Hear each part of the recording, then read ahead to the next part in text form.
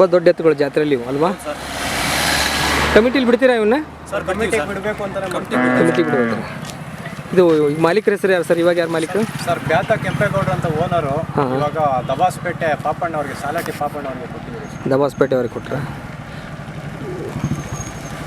ಇವ್ರ ಹತ್ರ ಎಷ್ಟು ವರ್ಷದಿಂದ ಇದ್ವು? ಸರ್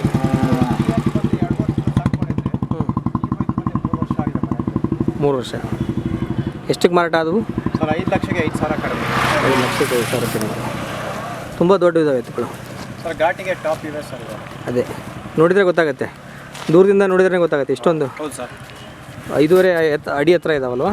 5.5 6 ಅಡಿ ಹತ್ರ ಇದ್ದಾವೆ. ಅದರಲ್ಲಿ ಯಾರು ನಿಂತ್ಕೊಂಡ್ರೆ ಹತ್ತು ಕಡೆಯಿಂದ ಇತ್ತು ಕಡೆಗೆ ಕಾಣಿಸಲ್ಲ ಸರ್. ಒಂದು ಕಾಣಿಸಲ್ಲ. ಕಟ್ ಮಾಡಿ.